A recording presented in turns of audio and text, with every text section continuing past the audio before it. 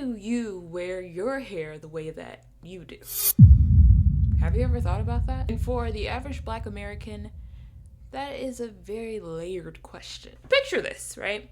You are a Black girl and you're about to graduate high school. That means like so many fun events, one of them being prom. But you can only afford to really get your hair done every 2 months or so. So maybe you can go get braids because that style will probably last the longest. But all the girls in school that you talk to are going to be getting a sew-in or a wig installed. You can't really ask your mom for help because all she know how to do is relax. At the end of the day, you just want to look nice. But looking nice is really hard when the way that you exist naturally isn't seen as acceptable. These worries may sound petty, but each thought actually reveals something deep. Each thought is layered in American history, current racial dynamics, and the basic human desire to feel like you are enough. Before we get too far into things, let's work our way backwards. Now, if your mama has 4C hair, and your mama's mama has 4C hair, and your mama's mama's mama has got 4C hair, how come your mama don't know how to do her 4C hair? This don't make no sense. But these are the type of skills that actually aren't passed down generation after generation because we haven't had the privilege of them being properly taught to all of us. Mothers in America are the ones generally responsible for the majority of childcare. And the same thing is true within the Black community as well. When you have a child, at a certain point, they grow enough hair where you gotta do something with it. Now, some people will slap a bow on a baby's head and be like, okay, I'm done. But that's me when they got this much hair. When they got this much hair.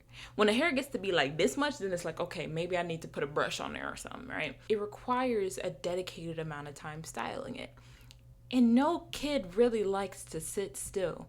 Generally, it is an anomaly to have a child who's like, I enjoy getting my hair done. That isn't common. If you have a child whose hair is straight, you can hurry up and quickly run a brush through and slap some water on it and pull it into a ponytail and be done with it. No offense, but it doesn't require a ton of skill or even a very high degree of patience.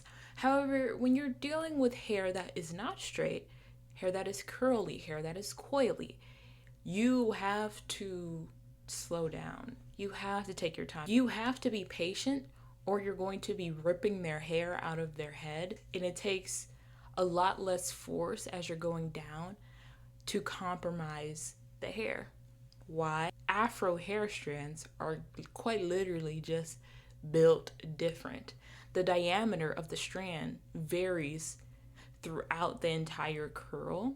So if you really put stress on a weak point, it will snap, it will break, and that leaves you with a bald-headed child. The ways culturally that we are taught about hair care, and culturally I mean in American culture in general, we are not taught with a lens of curly hair.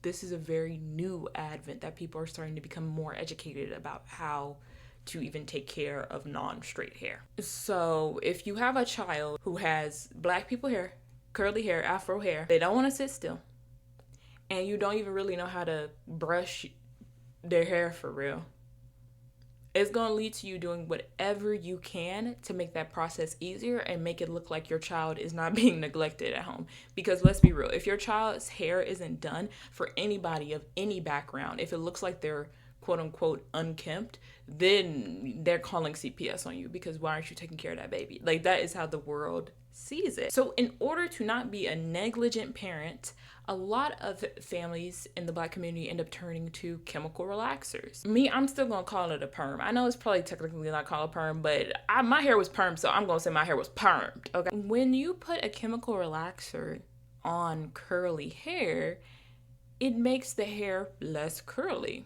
And to some people, less curly means easy to deal with. So even if you wash the hair, it's still going to retain a more straight texture.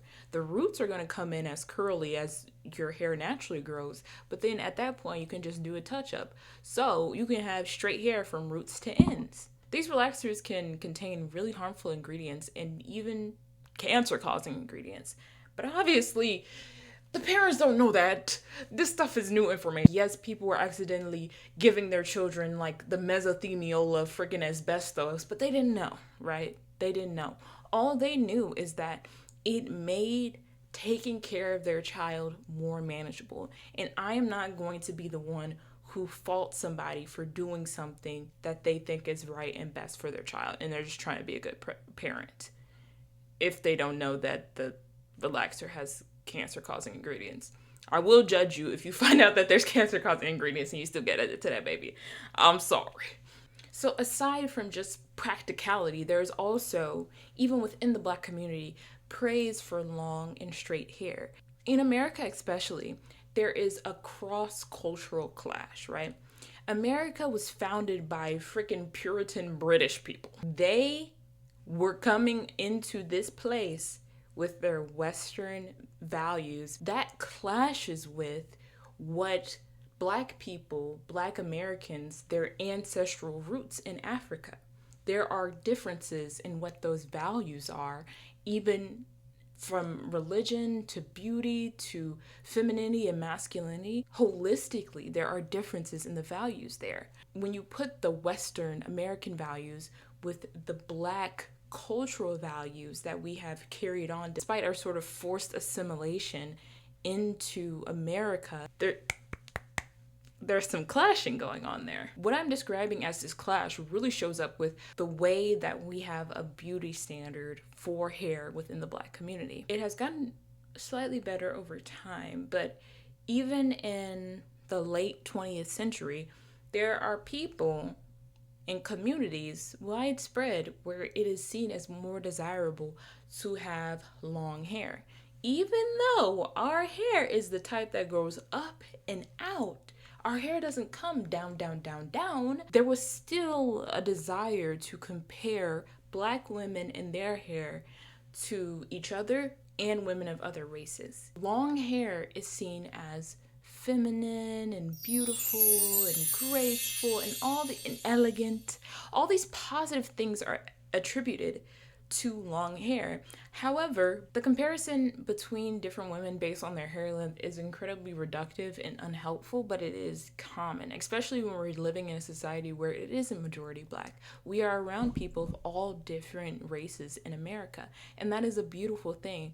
However, it makes the differences more stark and more apparent, and when there is already a degradation for Black people, and a lot of people still continue to see Black people as less than, when there is another thing that they can point out and be like, haha, you're inferior, they're going to hop onto it. And so if you as a Black person can stand against the odds and you're different and your hair is long, then you're going to receive praise within the Black community.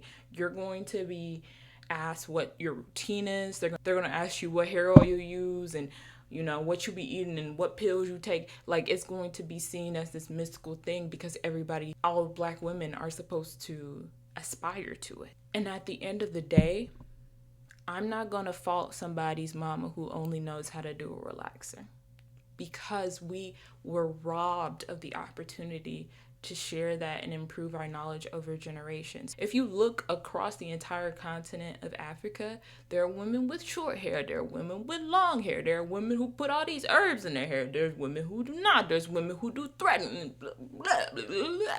Like, there is a diversity in the techniques, and the standard of beauty a lot of times differs just across the continent. They got kids wearing wigs. Why are you 16 years old with a wig on? I'm wigging out, guys. This is crazy. Now, there are a lot of good reasons to wear wigs. Do I wear wigs? No, but I'll tell you that there are a lot of good reasons to wear wigs. Let's think about it like this. When you wear a wig, most oftentimes, if it's not a half wig or something else, if it's like a full wig, you are braiding up your hair underneath and you plopping that mug on top of your head. It's not that simple, but let's simplify it. When you do that, you aren't messing with your hair. You're not combing it and picking at it and frying it and dyeing it and doing everything to it. You are leaving it alone. So for a lot of people, it's what people will call a protective style. I have a lot of feelings about that term, but people will call that protective style. And I would be able to agree, like, okay, you're not putting all this stress, all this wear and tear on the hair. That can protect it to some extent. Another thing about wigs is that they're socially acceptable. Now, you could have a little 27 piece, but most people who are wearing wigs that are long. It could be long and curly, long and straight, long and body wave, I don't know. but they're long, and it's more socially acceptable than having really short afro hair. Additionally, you don't really have to do too much if it's like pre-plucked and pre this and pre that. They have all these shake and go, glueless, whatever. Like, there are a lot of ways to make it really easy to wear a wig. And there's also the aspect that it could signal maturity because the hair is longer, maybe it's straight and it looks like good and full and healthy. Also, the fact that you gotta pay for a wig. I don't know. To me, it signals that you do care about your appearance for better or worse, because wigs are expensive. Like, to have a wig that actually looks nice, it's like, well, it depends on what the material is, but even a synthetic wig that looks like nice, it can run you about $200, which to me that's a lot. The fact that we have our children wearing it, that is where it really gets me. I think this is because there's not enough support and encouragement for people to go into different directions.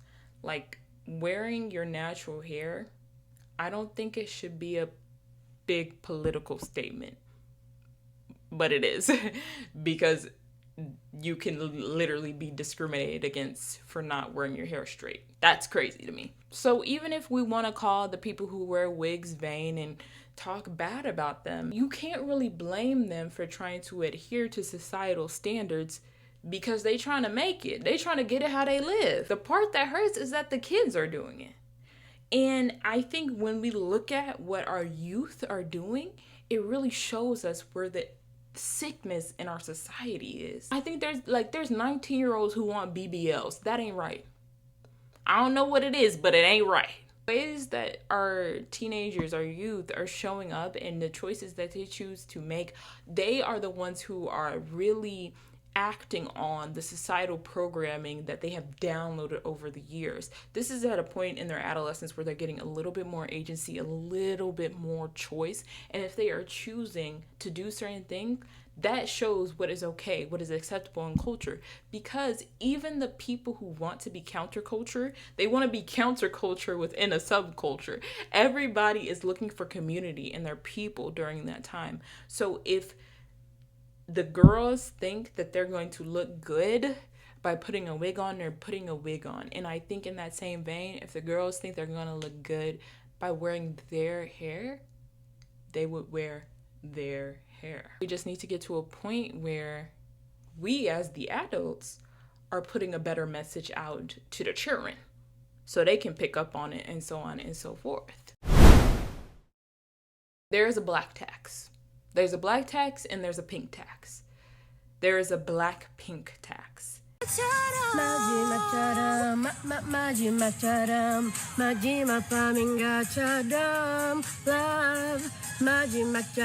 gon' finna catch me spending a lot more money on basic stuff. Whether you choose to wear wigs, weaves, braids, your hair, I can't think of another style name, miracle knots. It's gonna be expensive. It's just expensive to live, but it's really expensive to be black and live, and to be a black woman and live. Now, I don't think black hair is inherently more expensive money-wise. You can have hair that you're proud of and use Pantene, Dove, Suave to a degree. Just different, affordable, commonly available brands still work for you, at least for the most part. Black people can use the same hair care products as white people to a certain extent. However, because of the physics, the literal physics behind our hair, it can take longer to do. But a lot of people do not have the time luxury that is needed to really learn your hair and then be able to do your hair. For me, I wash and style my hair about once a week. It takes me like 30, 45 minutes total in the shower to both wash my hair, wash my body, do everything I need to do. And then when styling, that time can range, but I feel like it will take at least 30 minutes. So I say like an hour and a half, up to 3 hours every week. That's a lot of time for a lot of people, and it requires energy. And I have things that make it a lot easier. I got a roof over my head and electricity going. A lot of people don't have all those things. I can stand in the shower for 30 minutes and not pass out. Not everybody can say the same. And it's like, oh my gosh, like there's people who are passing out in the showers? What? Yes, there are people who have differences. Differences are common. So when the main thing blocking you from being able to take care of your hair on your head is time, I can understand why a lot of Black people in particular would not be dedicating their time towards that. Because there's a lot of other things that Black people have to dedicate their times to on a whole, especially because in America, the number of Black people who don't have a home, don't have a stable home, who have jobs, but they have to work really long hours. They have all of these barriers that are preventing them from doing something that should be incredibly simple.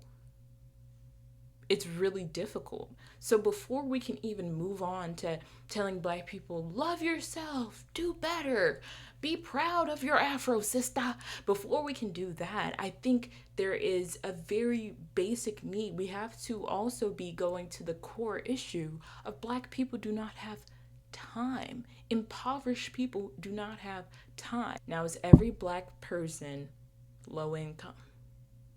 No, okay. I know about the talented 10th. Like, we can see the Jack and Jill kids. Not every Black person is poor, obviously. But a lot of Black people are struggling really, really bad in today's society. However, if you do have the time, right? If you do have the time and you're tired of stressing out about who's going to do my hair when, and I don't know how to do nothing with my hair, and I'm so stressed out, and I think I look bad, and this, and that. The only way to truly change that is to start to change yourself. If you have the time. If you had the time to be getting your hair done every other week, you had the time to do your own hair. So I'm not talking to the people who always stay getting their hair done.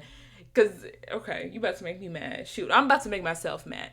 At the end of the day, it is up to us to redefine what beauty is within our community and own that proudly.